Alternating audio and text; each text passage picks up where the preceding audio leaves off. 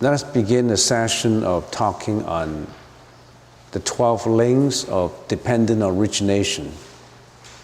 Many people ask a question, where do we come from? How come we get born into this world?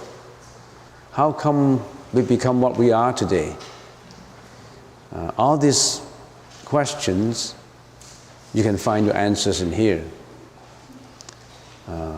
The 12 links of dependent origination explain life and death, explain reincarnation, transmigration, but these are only the keywords to the philosophy, the keywords to the truth.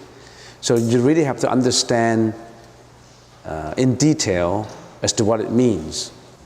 In learning the Buddhist philosophy, we need to memorize the keywords because you need to meditate on it. Not just like a book, after you read it, you put it aside, you may forget about it. No, you really have to get the keywords in your mind so that you have to meditate on it. There were two kinds, or actually there are two kinds of practitioners of the Buddhist teaching. Two kinds of practitioners. One, the Stravaka. Stravaka means they were born in the time of the Buddha, so they have the Buddha as the teacher, as the guru. They can actually listen to the Buddha's teaching, the Stravaka. And also they can read, like when we are practicing the Buddhist religion, the Buddhist teaching, we are like the Stravakas on our road to the Stravakas because we can listen, we can read, we have words, we have language. But there are another kind of practitioners who do not have that opportunity. They were born in the time where the Buddha was already passed away, or they were born in the time that there's actually no Buddhist teaching in this world. Nothing like that. So they are the pratyeka practitioners, which means that they have nothing to depend on, so they meditate on what they observed. They observed summer, spring, winter, autumn. Then they know the impermanence of the world. In the springtime, the flowers come out, and then slowly the flowers wither away and go into autumn, and autumn goes into winter, and winter goes into snowing, and then everything has a cycle. They meditate on nature. They don't have the Buddhist teaching to depend on. They meditate on nature. They may meditate on even a bird. Oh, a bird comes now, and what makes up of this bird? Where this bird comes from? The bird can sing the spring, and how come in the wintertime the bird is not singing? So they always observe nature, and they meditate on the impermanence of it. They observe the world, and they meditate on the sufferings of it. They meditate on people, and they observe the catastrophes, wars inflict on each other, inequalities. They observe these things, and they are called the pratyeka practitioners, and if they become enlightened, they become the pratyeka Buddha. The Stravakas also become the Buddha when they get enlightened, fully enlightened, what I mean. So this is paticca samuppada, it's dependent origination. This is what the pratyeka Buddha's basis of practice. It's just like when we chant Om Mani Padme Hum. These are just the keywords. You still remember what it means? What Om Mani Padme Hum means? Those who don't know what Om Mani Padme Hum means, raise your hands. So we have 1, 2, don't be shy, just raise your hand. Honesty is the best policy. Nobody knows everything. So 1, 2, 3, 4, 5, 6, 7, 8, 9, 10, 11, 12, 13. So there's quite a many people who do not know Om Mani Padme Hum. Well, maybe sometime we will have to explain it. Now we concentrate on Paticca Samuppada. You want to know it now? You're so eager that you want to know it now? You want to know it now? Raise your hands. So then I have to stop here. Maybe it's worth stopping here because you've just chanted it and you don't know what it means. What does Om Mani Padme Hum mean? Those who understand, those who know already, you have to tolerate it. That's endurance. That is one of the 6 parameters. You know about it, but it's a good reminder. Om Mani Padme Hum. What does Om means? Om, according to the mystery of sound, is the origin of sound. Om, Hum is the origin of all sound. Om is the mother of all sound. It produces all sounds. So some lamas and rinpoches, they just chant on Om, Hum, Om, Hum, origin of sound. It's also the origin, according to some sutras, the origins of all good deeds. It also means arousing your awareness to listen to the sound. So when you chant Om, it can actually means listen very carefully. Om means listen very carefully and listen with the true mind. Listen with your sincerity. Listen with your humbleness. Om, what do you mean by Om? I don't like this Om. There's no humbleness. Om is just a creation. It's just OM. Everybody know about it. I can Google into it.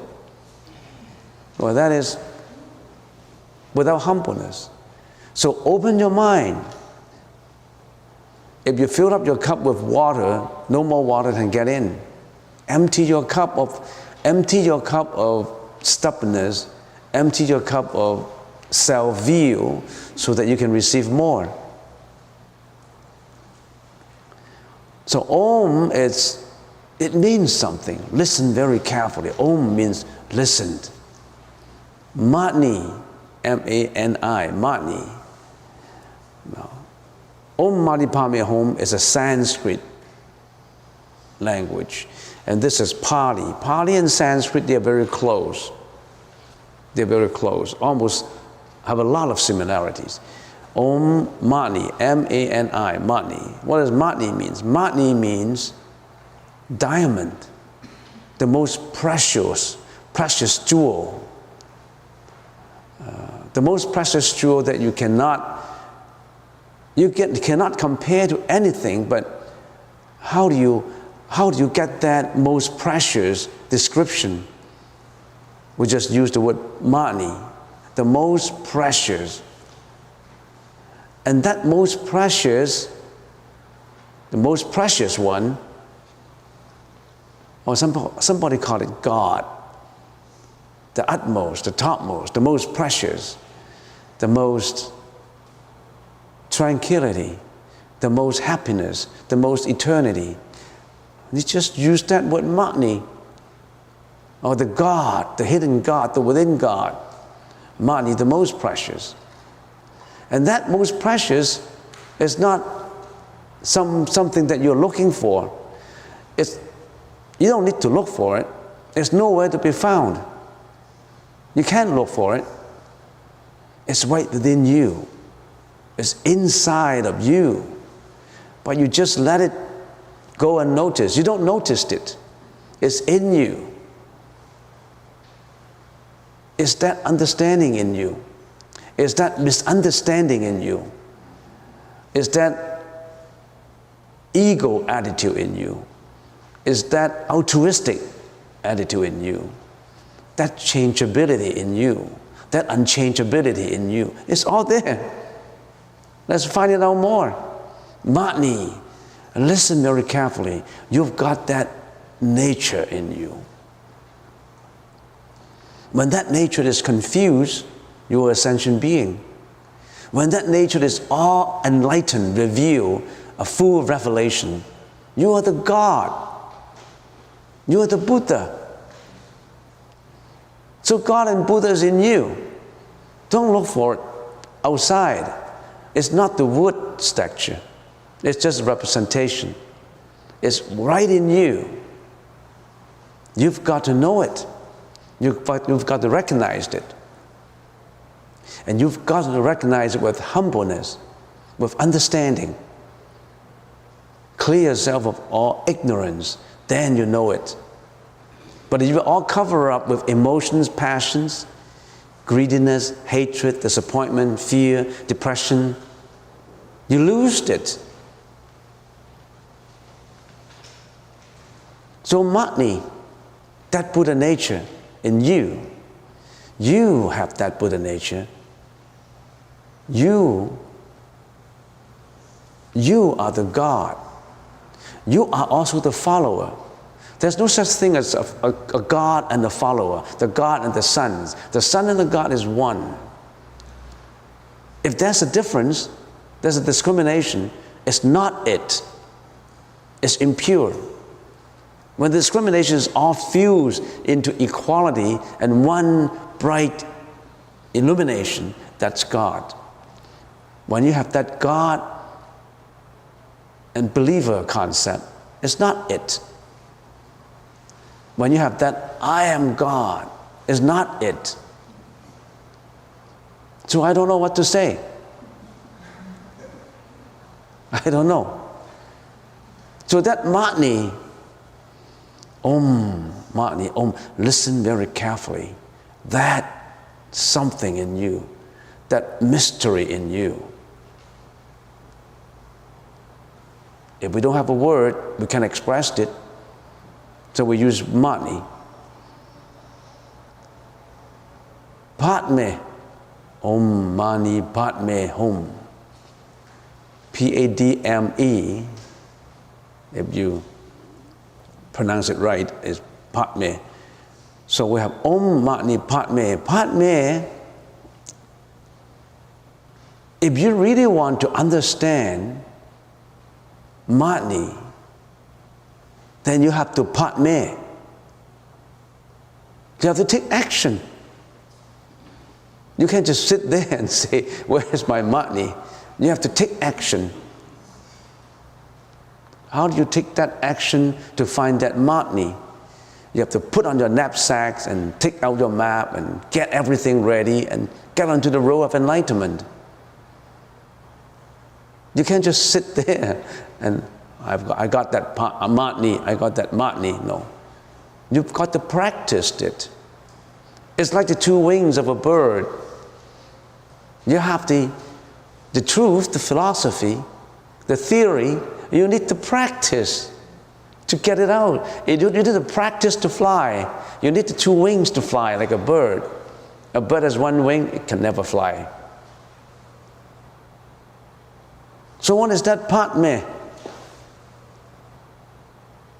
In here, we can only use descriptions. Matni is also a description. It's a noun for precious jewel. Padme is only a description. What is a word? This morning, Lee started his introduction by saying, a thought starts from a word. I can also say, a word starts from a thought.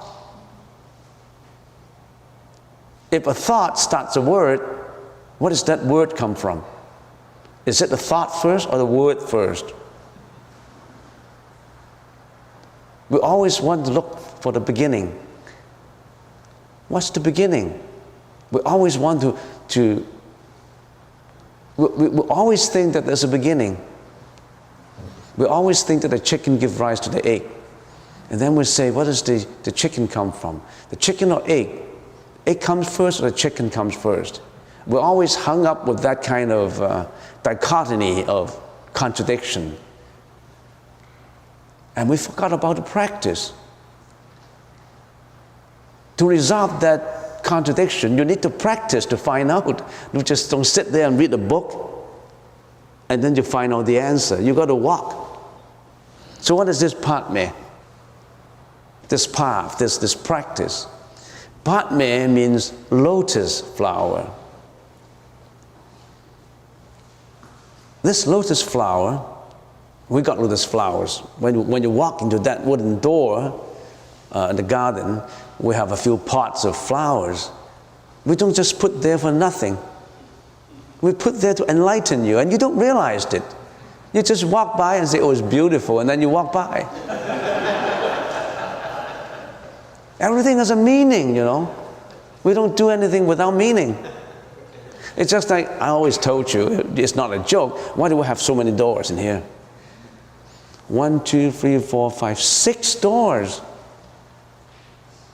What do we do usually in the first in the morning? We said, we give you a garbage bag, put all your mental afflictions, your garbage, your mental garbage in that bag, and you throw it out that door. And since you have so many people, we need so many doors for you to float out. So these doors are designed for flowing out garbages. We don't build them for nothing. So getting back to the lotus. Lotus, how do we observe a lotus? A lotus grown from the mud. The mud symbolizes the world of suffering, the world of confusion. But when the lotus comes out, it's not attached to the mud, it's detached. It's aloof of the suffering.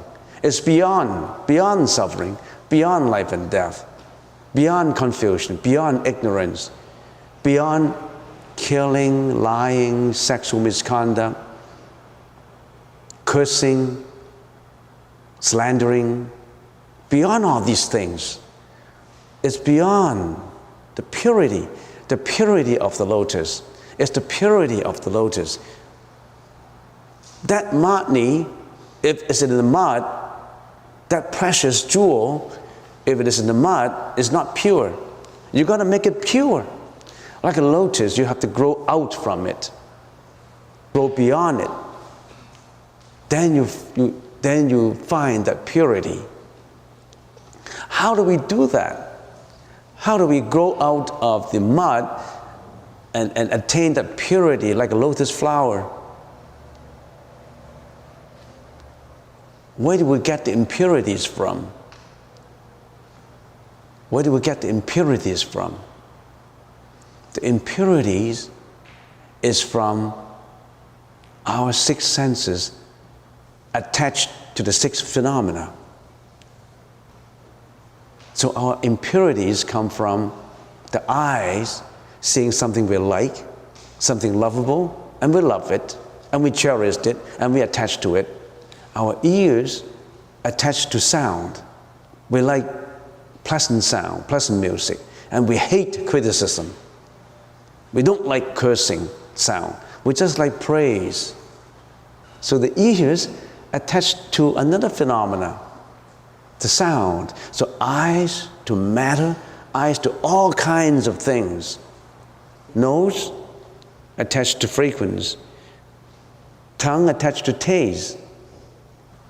And all your senses work that way. So all our senses are being attracted by everything. And in the process of attaching, mental afflictions come out. Like sexual misconduct, killing, lying, cursing. For that reason, anger, you name them. All these things come out. It's because of our wrong attachment of the senses to all matters, all sound, all affairs, everything in the world. Be like a lotus. Don't attach to it. Purify your senses. Purify your eyes, your nose, your ears, your tongue, your touch, and purify finally your mentality, your mind. Purify the mind. Nothing is purified unless your mind is purified. Nothing is pure unless your mind is pure. The society cannot be pure unless every citizen become pure.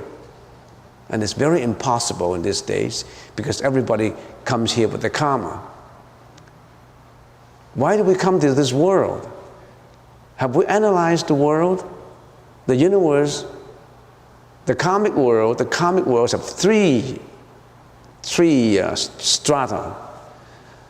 The world of desires, the world without desires, where we just form the world without forms and without desires. And we are living in the world of desire. Why? Because when we come with the karma, our alaya consciousness contain those seeds of desires. Desires for food, desires for sleep, desires for sex.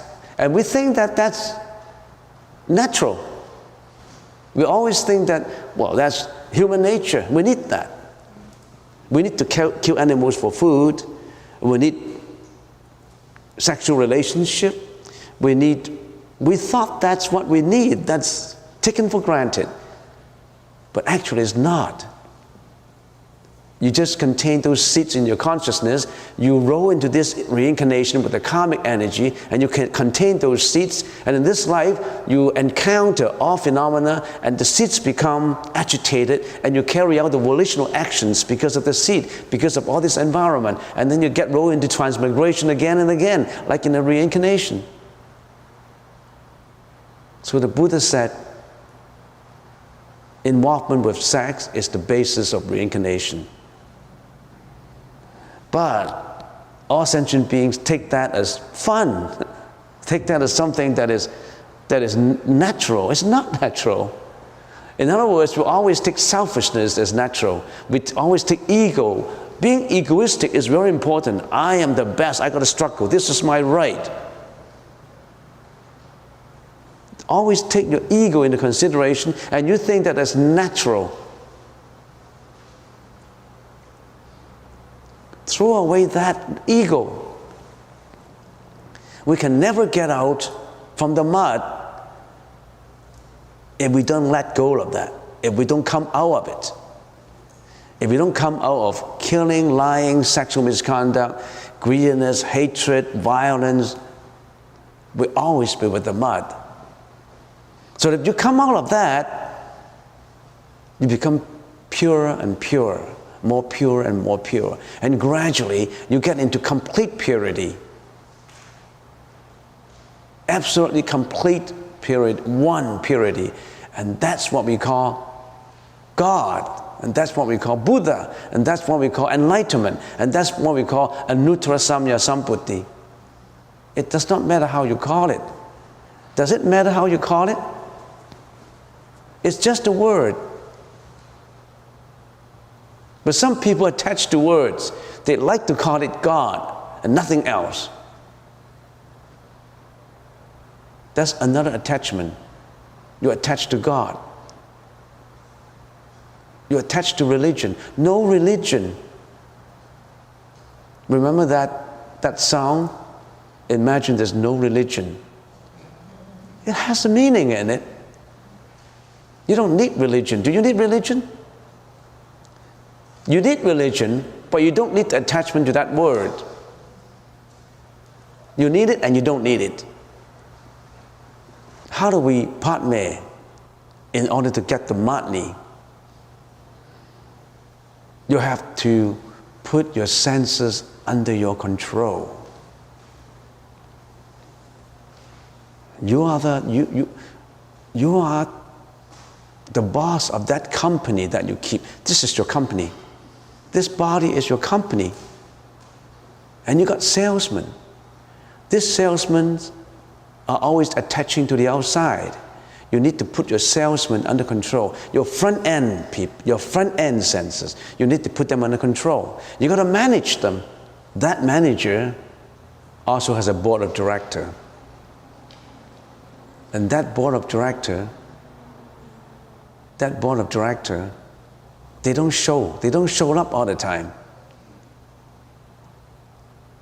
That board of directors is hidden. And that's your consciousness. Can you see consciousness? You can't see it, but it works all the time. The board of directors is always watching this guy called a manager and say, you got to do a good job. And that job is to make profit for the company. I don't care what you do, you make profit for me. Your consciousness is tainted, polluted, like that board of directors who is only profit making. He's not charitable. He's for himself, like our consciousness is for ourselves. Clean up that board of directors. Make it non-selfish.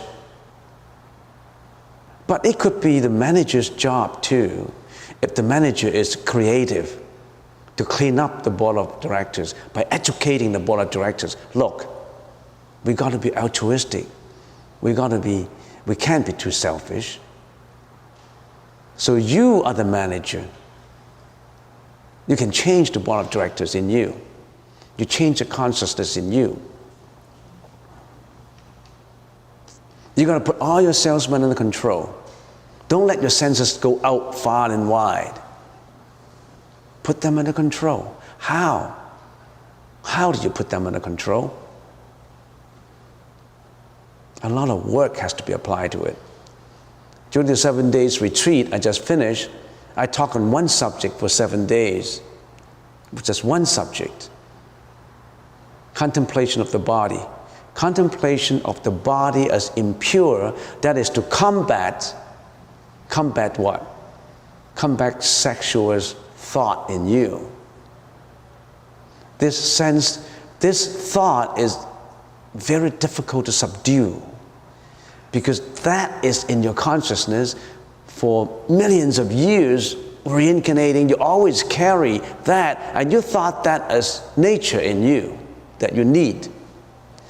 And now the Buddha said, no, control that, throw it away, you don't need that. Now how do you do it? The Buddha taught us how to apply the thought of impurity in order to combat that arising thought in you. And I show a lot of pictures, and just give you an example. It's not easy to control your senses. You've got to have some techniques to control your senses. The thought of impurities. So when a man looks at or when a woman looks at a handsome man, or when a man looks at a beautiful woman, something comes out in the mind. How do you control it? Why it comes out? Because you got that seeds in you. For many, many reincarnations, for many, many lives, you got that seeds in you. They are agitated and waiting to carry into volitional actions. When the action is carried out, it goes back to fumigate that seed again, and it carry on, one fumigate the other. The action fumigate the seed carry out the action, and it all works in a cycle, unending life and death, unending cycle. So, Padme, control of the senses. So just these few words, we need to talk a lot about it. It's the whole Buddhism. How to control your eyes, the ears, the nose. Every one of these need a lecture, at least one lecture, a 3-hour lecture. And you expect to know everything in half an hour? No, you just know the main points. Just the main points. First, you've got to control your senses. And of course, you still have to change the attitude of your board of directors, purify your board, and that's the second stage. If you can't even control the salesman, how can you purify your board of directors? They're higher than you. And the Buddha said, the first action to purify yourself is to take the precepts and conform to the precepts. Abstain from killing, abstain from lying, abstain from sexual misconduct, abstain from cursing, abstain from flowery language, abstain from double-tonguing, abstain from greediness, abstain from ignorance, abstain from hatred. Learning all these things, getting away from those, That's the beginning of sense of control of your senses. Not to mention about any high-level philosophy of the Buddha's teaching. Can you conform? Can you observe these precepts? If you can't even do that crude understanding, there's crude and refined thought. If a crude thought comes out, it could carry out all these bad volitional actions. This Vinaya, these precepts, are to control the crude thoughts, the crude actions, the volitional actions. But there are also other methods to purify the board of directors, and you need fine, refined techniques. And it's all in the Buddha's teaching. I didn't create all these. It's the Buddha's teaching. But how many people really know about the Buddha's teaching, and how many people are really interested in it? What are they interested in? Profit making, pursuit of material wants, needs. All they do is pursuit of materialism. So Om Mani Padme, be like a lotus. Home, what is home? Like a home run? Home.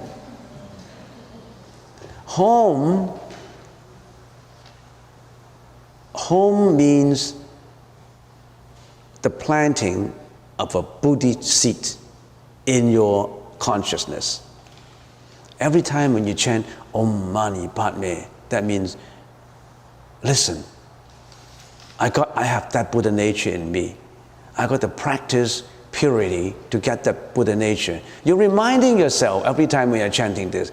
And then home, that means a seed is planted in your alaya consciousness. Every thought has energy. Every word has energy. You keep on planting seeds in your field of energy.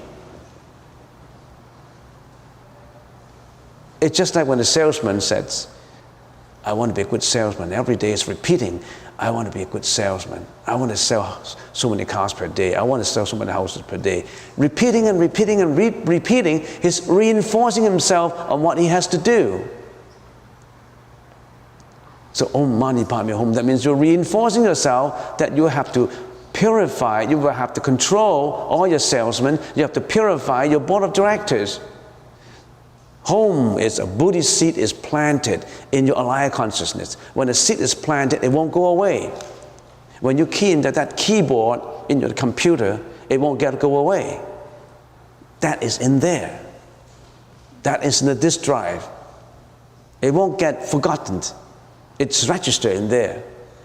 If you keep on registering, you keep on reinforcing yourself, you will carry it into action. On the other hand, if you keep on saying, I want to hurt that guy, or some people say, I want to kill that guy. If you're repeating and repeating and repeating, psychologically, you will carry it out. Everything comes from a thought. So if you're keeping Om Mani Padme Hum, Om Mani Padme Hum, you have nothing but thought of going towards purity, thought of going towards enlightenment, thought of benefiting the whole world. That Om Mani Padme Hum is not just for yourself, you know. If just for yourself, it's Hinayana. It's for the whole world. You want to purify everybody. You want everybody to be purified. Not just for your own sake, for everybody. You want everybody to become the Buddha. You don't want anybody to get hurt. Not just for yourself. You will say, Om Mani Padme Hum, I am purifying myself. I am going to be the Buddha. We want everybody to become a Buddha. That's called Buddha's teaching. The Buddhist teaching starts from others, not self. Because if you start from self, it's contradicting yourself. It's ego. I want to enlighten myself. When I'm enlightened, I will be the Buddha. Then I can shine the whole world. I am the God.